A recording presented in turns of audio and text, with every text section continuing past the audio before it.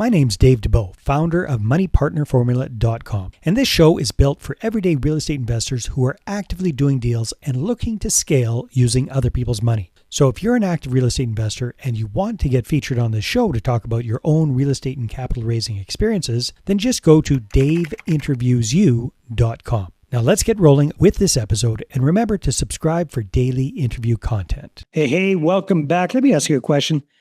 When it comes to growing your portfolio, have you ever hit the wall with financing?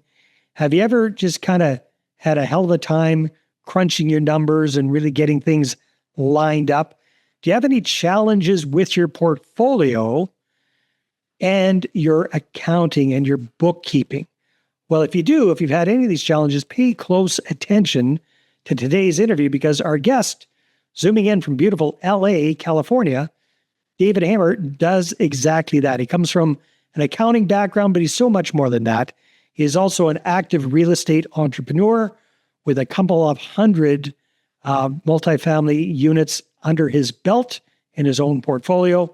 And he really has the whole financial side of things dialed in, because that's what he's been doing for over 30 years. So David, welcome to the show. Great to have you. Thank you so much for having me today, Dave. My pleasure. So we were talking a little bit offline, and you, like many of us, kind of got inspired about real estate investing in the first place by good old Rich Dad, Poor Dad, the book and the guy, Robert Kiyosaki. But then, like so many of us, you read the book and promptly ran out and did nothing with it. Tell me a little bit about that and what actually sparked you to jump in and start doing stuff. I was already working in real estate finance a little bit at the time. And a couple years after that book came out, I'd heard about it, I read it, and I said, that is what I want to do. I got so excited, like all of us, and said, that is my path. I'm going to do that. And of course, as you mentioned, I live in Los Angeles, and I immediately went out and started looking at multifamily properties. And guess what? This was 25 years ago, and everything was so expensive. And nothing cash flowed. And I got so discouraged. And fast forward 25 years and it's changed so much, hasn't it? Right, exactly. And I got so discouraged. And I'm never going to be able to save up enough for a down payment. None of these properties are going to make me any money. And I didn't do anything. And then the global financial crisis hit, and that delayed me even further. And I was working for a real estate company at the time, and I knew a lot about real estate, and I still didn't do anything. But after 15... So you're working for some big guys with deep pockets? Is that fair to say? Yeah. Okay. Absolutely. And they had done extremely well. And I learned a ton about real estate from them. And finally, after all those years, I was like, I got to buy something. And I was listening to a podcast, and the host at the time just said, you know what? You just got to go out and do it. You might screw up your first deal. You might lose a little bit of money, but you're going to learn a lot, and you just have to take the leap and do it. And I promised myself at that moment that I was going to buy a property within the next year, my first investment property. And I did. It took me about 9 months. I did it. And fortunately, it didn't turn out to be a loser. It was a really good property. And that kind of whetted the appetite and just got me going from there. So was the first one a multifamily in LA, or did you go out of state, or at least out of town? I kept looking in LA, and I just said, this isn't going to work. And so then I thought to myself, okay, where are some good real estate markets within about an hour flight of Los Angeles that I can get to easily? And so I started looking at the state of Nevada, particularly northern Nevada, and that's where the first property was. And it was a 6-unit multifamily property. Very nice. And what year was that, David? That was in 2017. 2017. Okay, so fast forward to now, 2026, February, that's when we're recording this. What does a portfolio currently look like? What does it consist of? What's your buy box? Absolutely. It's 21 properties in total, about 220 doors, some small multifamily, which is where I started off in and kind of grew from there. And so I still own most of those. And over the past couple of years, I've gotten involved in some bigger multifamily properties. So the most recent, a couple years ago, I closed on a 38-unit multifamily property. And then just last year, just a few months ago, I was a co-GP on a 114-unit property. And so in terms of buy box, what I'm looking for is really in that 20 unit to 100 unit multifamily deal, depending on the location, and strictly value add type opportunities in specific geographic locations. Okay. So you're in Los Angeles. You're looking outside of Los Angeles. You've got 200 plus units spread out across multiple different markets. How do you manage all of these different properties?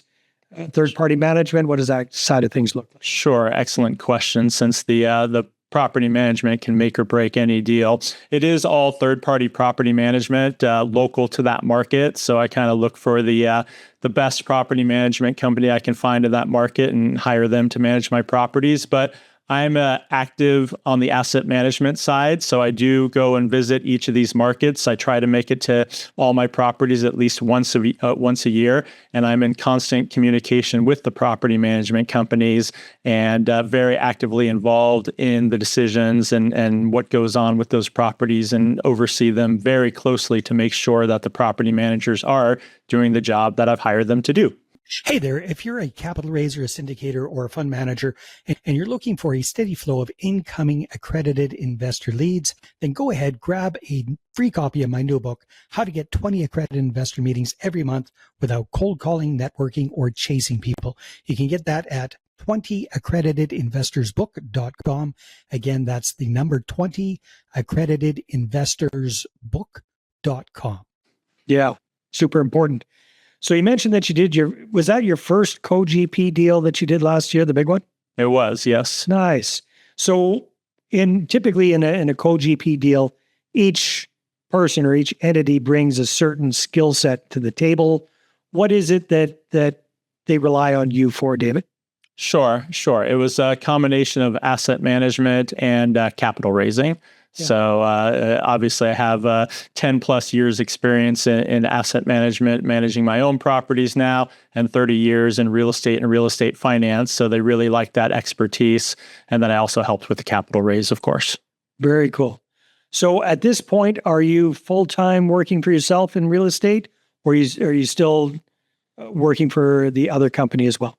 So no, I'm full-time. I mean, I do have a couple different businesses. One is a consulting business, but the other is real estate investing as well.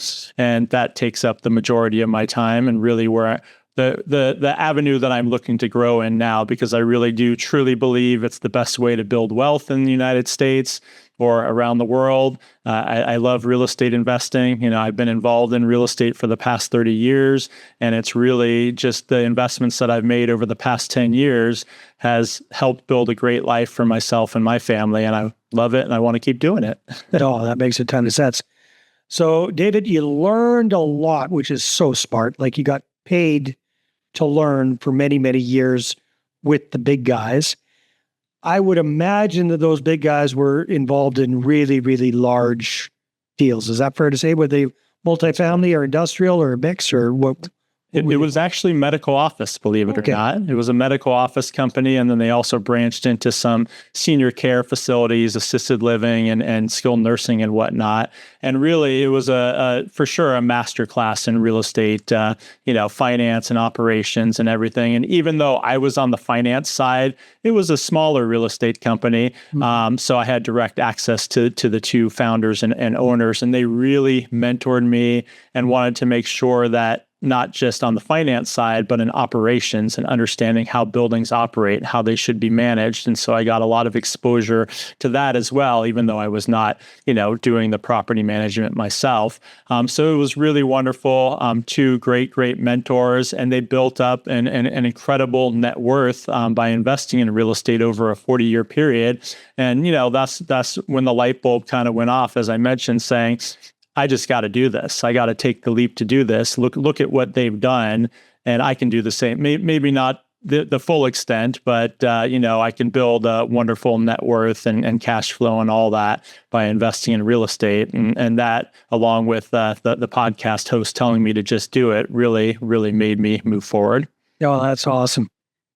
So, David, throughout this process, I would imagine in the job when you were working for those guys, were you involved in the capital raising side of things, or is that kind of newer for you? That was definitely newer for me and something probably not my biggest strength of all. I think I have plenty of strengths with respect to real estate investing. Certainly the finance side, very strong on, and even on the operations, property management, finding financing is what I've been doing for the past almost 30 years here. All strengths of mine, but in terms of finding new investors for real estate investment opportunities is something new, but something that I've really enjoyed. Of course, we all start off with our friends and family, and that's great. And you do get a fair amount of support by doing that, although you also get some setbacks there as well that are a little unexpected, but that's just part of the process, of course. You're reading between the lines that somebody, a close family member you thought would invest with you, said no? Yeah, you got it. I mean, you expect some people to say yes. How did I figure that out? Where have I heard that before? Of course. Everyone, right? It's very common.